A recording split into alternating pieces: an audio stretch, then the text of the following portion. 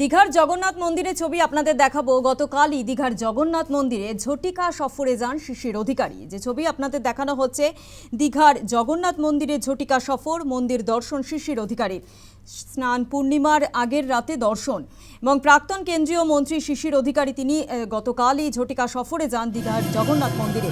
মুখ্যমন্ত্রী পিতা শিশির অধিকারী ছিলেন প্রধান পুরোহিত রাধারমন দাস। আপনাদের যে ছবি আমরা দেখাচ্ছি, গতকালই দীঘার জগন্নাথ মন্দিরে যান শিশির অধিকারী, প্রাক্তন কেন্দ্রীয় মন্ত্রী তিনি পৌঁছে যান এবং মুখ্যমন্ত্রীর শুভেন্দু অধিকারীর পিতা শিশির অধিকারী ছিলেন প্রধান পুরোহিত রাধারমন দাস।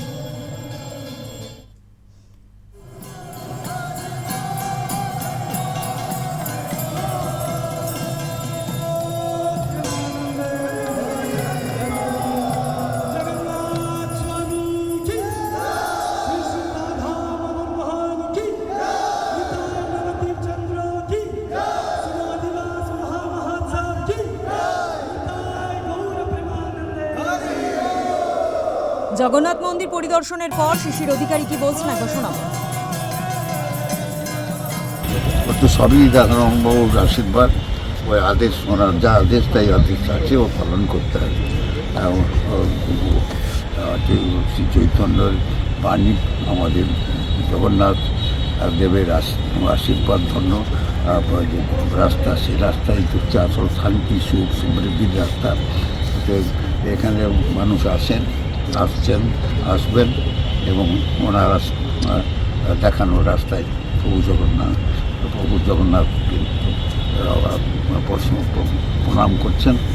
আজকে যেখানে দেখা গেল সনাতনীদের কথা, সেই জায়গায় দাঁড়িয়ে নিজে হরে কৃষ্ণ নাম শোন, আজকে আপনার দেখা গেল আর নিজে প্রণামও করলেন, নাচলেন তাদের সঙ্গে। ওটা তো আমাদের পারিবারিক মানে স্টাইল যা আছে সেই স্টাইলেই আমাদের এটা রাধাকৃষ্ণ ঠাকুর আমাদের দেবতা থাকতে হয়। তার অনেক আচার বিচার আছে, আচার বিচারের সঙ্গে আমরা সম্পৃক্ত হই, আমরা নিজেদেরকে খুব সমৃদ্ধ মনে করি। এবার আপনাদের শোনাবো প্রধান পুরোহিত রাধারমন দাস তিনি কি বলছেন। খুব আজকে ফর্চুনেট যে মাননীয় শ্রী শিশির অধিকারী জি আজকে এসছেন প্রথমবার।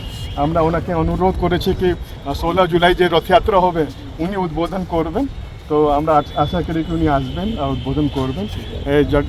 জয় জগন্নাথ।